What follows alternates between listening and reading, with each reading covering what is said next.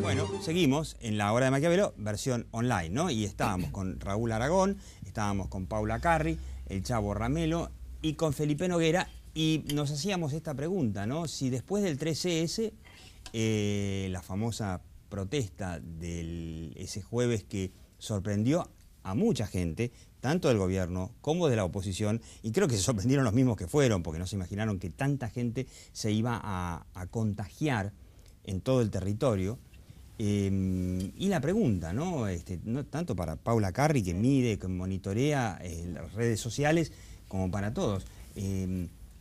Supongamos que hagamos un poquito de fantasía y digamos el 7 de diciembre, que seguramente que los kirchneristas le pondrán o ya le han puesto el 7D, es el día D para, según el gobierno, y desoyendo, por supuesto, un proceso judicial que está todavía en marcha, como vence una medida cautelar que ampara al Grupo Clarín frente a la ley de medios, los medios pasan a ser totalmente kirchneristas, homogéneos totalmente. Vos tenés hoy, no sé, bueno, 5 o 6 canales de noticias, ¿no? De los cuales tenés ATN, todos los demás están alineados en mayor o menor medida. Los canales de aire están en mayor o menor medida todos alineados. Es más, de hecho, fíjate qué dato interesante, que ahí en la televisión digital terrestre, que es la que difunde el gobierno a través de, regala a mucha gente los decodificadores, no, están los canales de aire menos Canal 13, ¿no? Detalle, ¿no? O sea, lo que ahora la gente ve como televisión, opción crítica de la televisión, desaparecería. Y entonces por ahí nos quedamos tranquilos que tenemos las redes sociales y que el 13S quedó demostrado que tienen un enorme poder de convocatoria. ¿Nos quedamos tranquilos? Yo creo que, te quería decir esto, lo estábamos hablando en el corte, Maquiavelo hablaba de la pública voce y decía, cuidado con la pública voce, porque no hay cómo pararla. Y es un poco como el agua, ¿no? Vos la podés, baja por acá y entonces te arruina el jardín y vos la parás con un dique, pero de alguna forma el agua va a dar la vuelta y va a continuar. Con la opinión pública profunda, quiero decir, este tipo de... No alcanza con bloquear los medios de comunicación. O se van a expresar por las redes sociales, o van a salir todos con un brazalete negro, o van a soltar globos, pero de alguna forma se va a expresar. Eso es incontenible. Pero si ahora se conjuga con las redes sociales, que de hecho se ha conjugado, entonces pasan cosas como esta. Es incontenible.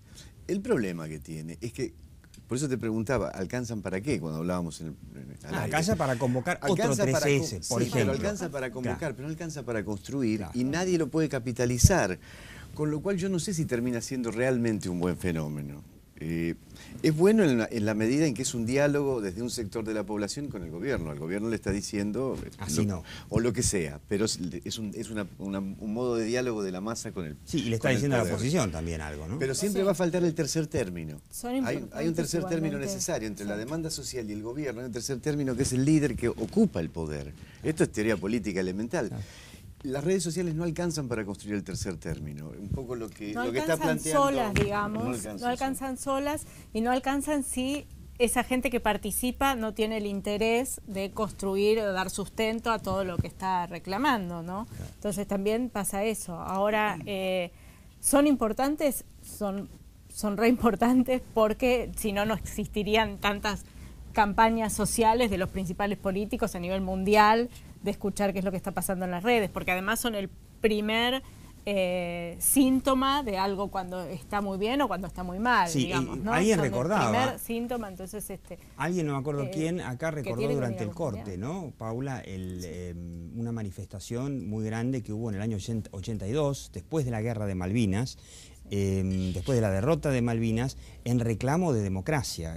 Yo no vivía en la Argentina, pero ustedes recordarán cuándo fue esa... El 16 de diciembre. ¿Cómo se convocó? Porque los medios de comunicación estaban íntegramente en manos de los militares. A través de las estructuras, de las organizaciones. Es decir, yo iba justo a eso, hay que ver la historia también, ¿no? O sea, la famosa cita de Perón, ¿no? Que decía que ganó las elecciones con todos los medios en contra y después con todos los medios a favor lo echaron. Llega al poder de vuelta y en el 74, como que no hubieran aprendido, vuelven a estatizar toda la televisión, Pero ahí Perón dice, basta.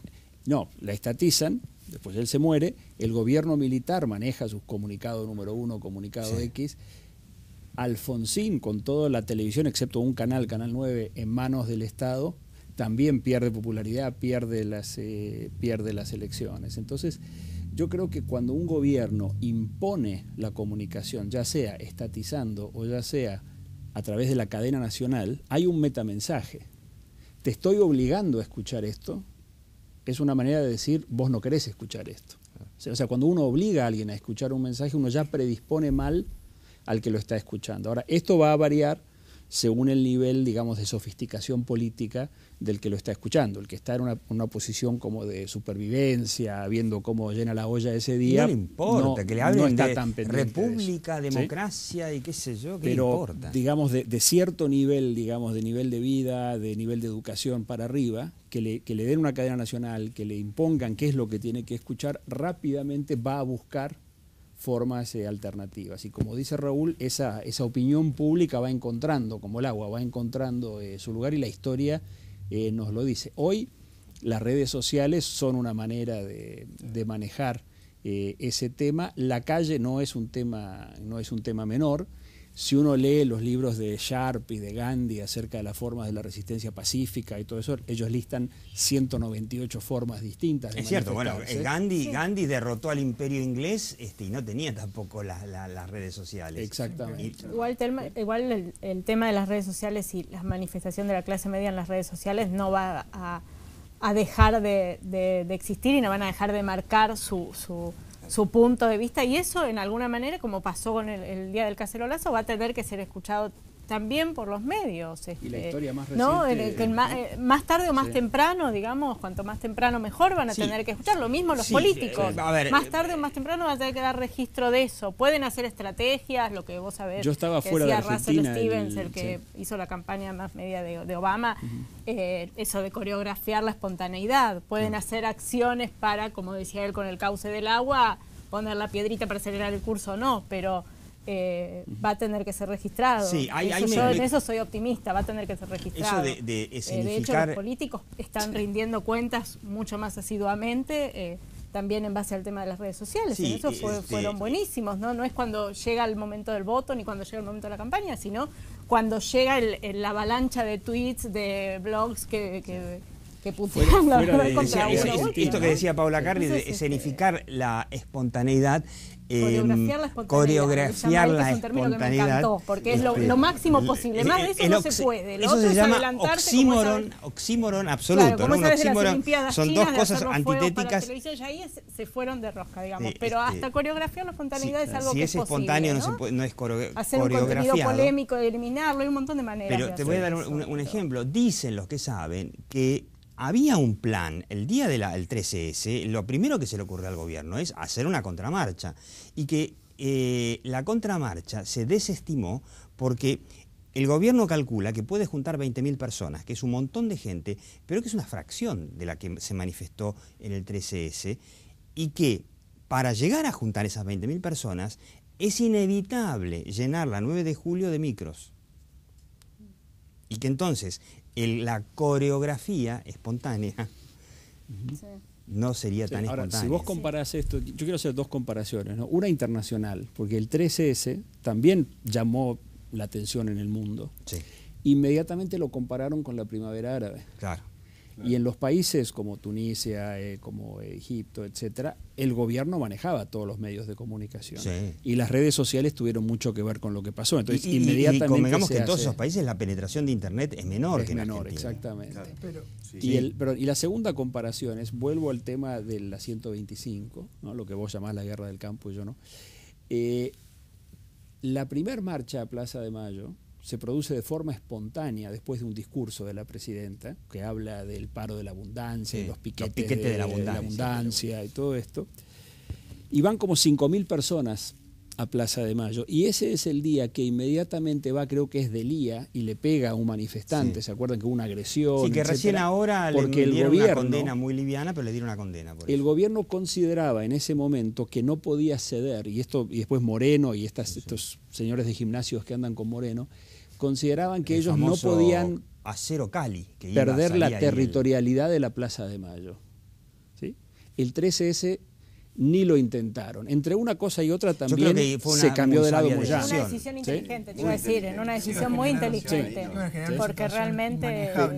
Pero en el a lo que voy es que en el 2008... fomentar más cacerolazos seguidos hubiera sido... Pero en el 2008 lo lograron, porque con un poco de violencia disuadieron, porque la gente que fue el 13S, digamos, es gente que no quiere violencia. Es cierto. Bueno, ese día en el 2008...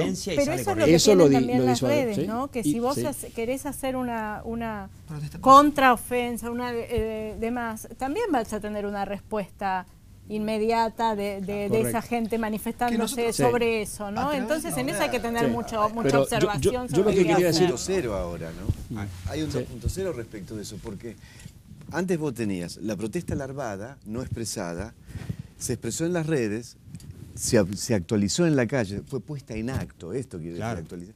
Y ahora hay percepción de esa puesta en acto. Entonces se constituye, ayúdame Felipe, lo que llamaríamos el sujeto social. Y es serio eso, porque vamos a tener un sujeto social que sabe comunicarse entre sí.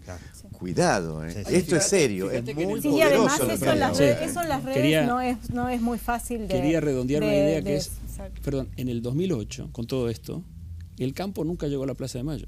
Iba a la Plaza del Congreso, fue a Palermo, ¿sí? El gobierno perdió Plaza de Mayo. Bueno, y eso tiene un significado simbólico en Argentina. La Plaza de Mayo. Yo no creo que sea tan... Yo quiero hacer mención que a través de las redes, esta vez el pueblo le ganó la Plaza de Mayo al gobierno. Sí.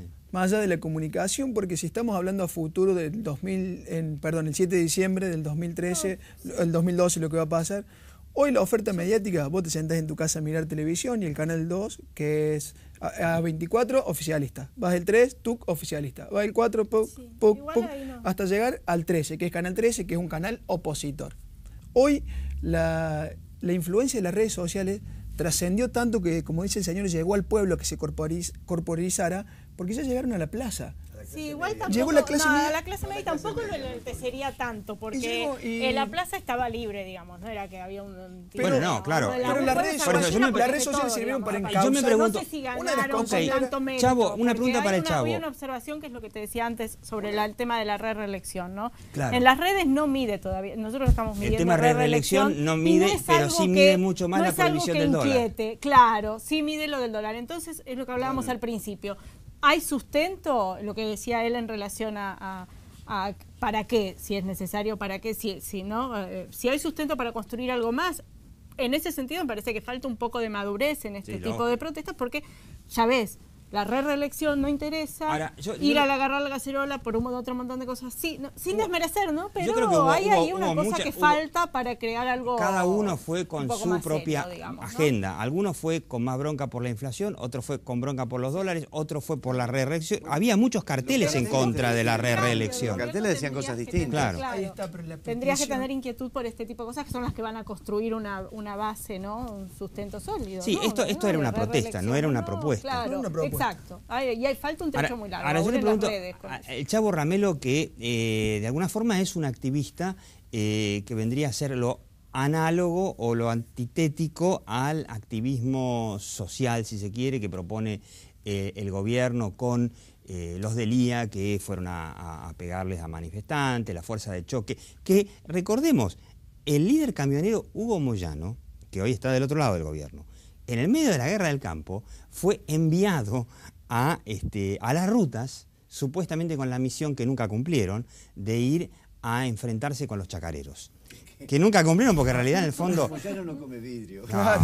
Moyano tiene kilómetros de experiencia. Primero que sabe que los chacareros... los chacareros no son señoritas señoritas de Barrio Norte. Pero Moyano no va a pagar ese precio tampoco. Y además... Costo político altísimo, ir a enfrentarte con los ciudadanos en la calle. Y además después nos dimos cuenta que Hugo Moyano, uno de sus máximos aliados, fue siempre y es el líder de la UATRE, Momo Venegas, que estaba del otro lado, estaba con los del campo, con lo cual... hizo un gesto. Algunos dicen que fue como los tanques del general Aleix, ¿no? que fue, pero nunca llegó, ¿no? Ahora, yo le pregunto al Chavo, ¿qué hubiese pasado si la reacción del gobierno hubiese sido la misma que en la guerra del campo? O sea, poner ahí, no sé si Delía o qué sé yo, a qué, o muchachos pegadores de la cámpora, a esperar a los caceroleros de la clase media ahí para darle piña. Creo que eso decantaría en un rechazo absoluto hacia el gobierno, porque una de las consignas que se manejó con las redes sociales desde que se inició toda la programación, nos juntamos en la plaza, tal día, era una protesta pacífica. Absolutamente pacífica. Cada uno tenía su porqué de estar en la plaza, porque fue muy plural. Había gente que protestaba por la inflación, por el INDEC, por la corrupción, por Chicone. Nosotros con la Solima, nosotros citamos a la gente que nos sigue, ¿no? Nosotros íbamos a defender los intereses del Banco Ciudad, lo que creíamos un atropello del gobierno nacional para con los porteños. Y a eso fue la gente, a marcar la cancha a este gobierno. Un montón de consignas y de peticiones para con el gobierno. Ahí está, por eso digo que fue una marcha sí opositora. Nosotros nos corporizamos, decimos sí, políticamente intervenimos. Desde el PRO nosotros no nos dicen como en la cámpora van, no van. Nosotros fuimos con nuestro referente que es Ritondo, Cristian, vamos a ir a la plaza. ¿A qué? No sé, nosotros queremos colaborar con lo que es la lucha por el Banco Ciudad, porque creemos que es un atropello del gobierno. Está bien, fuimos a la plaza, nos encontramos con gente que era padre o madres de víctimas de la inseguridad, que también estaban, y después de la modificación de la agenda, al poco tiempo se vio que el gobierno intentó sectorizar o ir delimitando, son toda gente que está aquí reclamando porque no pueden cambiar dólares o porque no pueden estar en Miami. Absolutamente falso. La protesta fue mucho más amplia y más plural que eso. Pero sí, hacia quién fue dirigida, eso es muy puntual, hacia el gobierno nacional. Que a mi humilde entender, ellos perdieron la plaza. Yo creo que no es solamente el gobierno nacional, creo que también hay un reclamo de segundo orden al resto de la dirigencia. Sí, a la oposición tibia, a los felpudos, a lo que yo le digo felpudos. La falta de una oposición que no a los felpudos, a los tibios. Totalmente. Las dos cosas. Si querés más al gobierno, estoy de acuerdo. Sí, pero también a esa oposición tú también. Nosotros fuimos a manifestar contra eso. Contra eso. Es que hay mucha gente y en la clase media que dice, ¿y la oposición a todo esto? ¿Dónde está? Y cada vez que aparece peleándose. Los referentes de la oposición. Ahora se empieza a ver, parece que empezamos a ver imágenes diferentes. Bueno, ¿no? En el 2011 también empezamos a ver, y después eran 4, después eran 2, después se peleaban, después eran 3, después Stolbizer que no se querían, que el otro, que el mi límite más. Sí, yo creo que eso de las peleas que vinieron, hubo casos realmente patéticos. Parte del 54% es el rechazo a eso. La decepción del 2009. A la teoría política, está en los políticos, en la clase dirigente, tener un acto de dejar los vedetismos de lado y poder lograr un frente en común, acercar posiciones, dialogar, eso está en la clase política. Yo creo que esta gente está demandando a la clase política toda.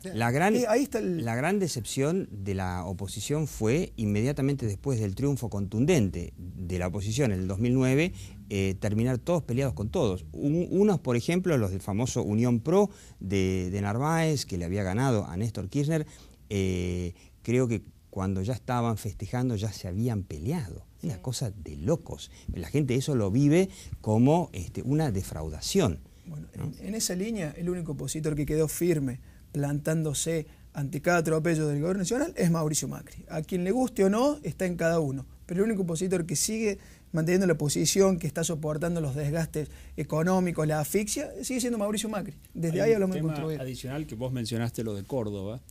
Un aspecto muy importante del 13 de septiembre es que fue nacional. Sí. Y que hubo protestas en muchísimas ciudades.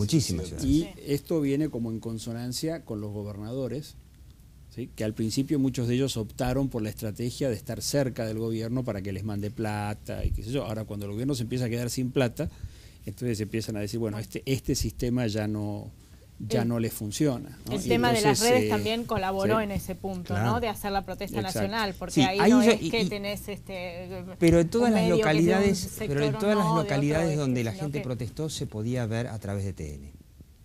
Sí, además hay una cosa más de lo que decía Felipe, no solo es lo que decís vos, pero también hay otra cosa más, y es que los gobernadores que empiezan a ver que hay desacuerdo a nivel de protesta fuerte con el gobierno nacional, también son sus propios electores, cuidado, tampoco pueden quedar tan pegados.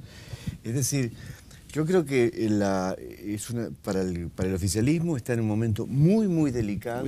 Muy delicado. Si mueve mal, puede tener grandes complicaciones. El primer año de la Rúa, cuando empezó a haber protestas en Neuquén y en Salta, y no sé si recuerdan, el gobernador Romero fueron los primeros piquetes en Tartagal y en Cutralcó. Sí.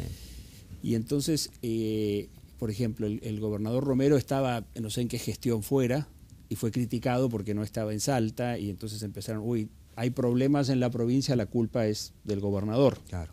Eso mutó relativamente rápido a través del año, donde si uno medía en encuesta al final de ese año, digamos ya entrando en el 2001, la mayoría de la gente en Argentina hablaba bien de su gobernador y mal del gobierno nacional. Claro. Entonces se empezaron a rescatar los espacios locales, federales, de decir, bueno, nosotros los cordobeses, nosotros los salteños, nosotros los mendocinos, nosotros los bonaerenses. Pero es de la Rúa. Pero hay un problema con De la Rúa, ¿sí? Entonces, yo no sé si no estamos en un punto de inflexión donde los gobernadores van a empezar a separarse. Empiezan a decir, bueno, a ver qué está pasando, para qué lado viene el viento. Yo no quiero caer en la volteada, ¿no? Exactamente. Que si ellos le quieren minimizar lo que fue estos caceroleros, el señor Abal Medina tiene que saber muy bien que esos caceroleros fueron los que corrieron en gran parte de la Rúa. Él era parte de ese gobierno.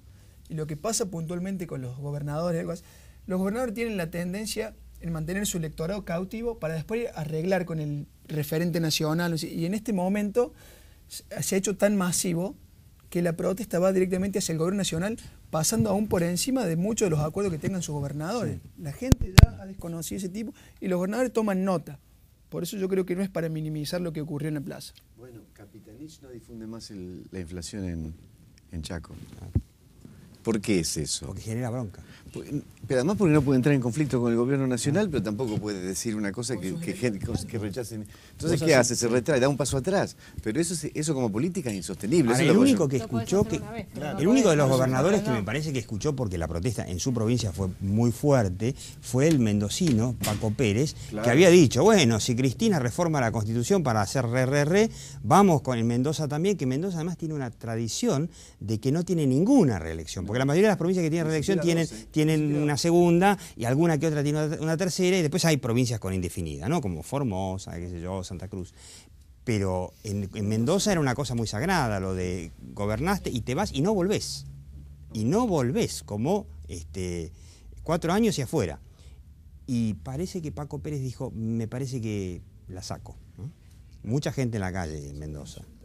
Evidentemente el tema es un tema que está latente y me parece que ahora el gobierno se está cuidando de volver a menearlo. Sí, está muy tranquilo. Sí, además porque por lo menos lo que yo escucho por ahí, sumes como sumes, no llegan. No llegan. No. Y entonces es la crónica de una derrota anunciada, es un precio que no vale la pena no pagar. Tiene sentido. A lo sumo lo que tendrá que hacer es esperar a la elección del año que viene y ver cómo quedan los porotos. La conformación de la Cámara. Cómo queda y si por ahí se acerca, ahí volver con el tema. No, el año que viene fatalmente se va a tener que recostar contra el peronismo tradicional y pedirle algo así como un cogobierno para sostener hasta final de mandato, porque no va a ganar. No va a ganar. No puede ganar. Bueno, es una legislativa y tampoco se puede sostener, entonces.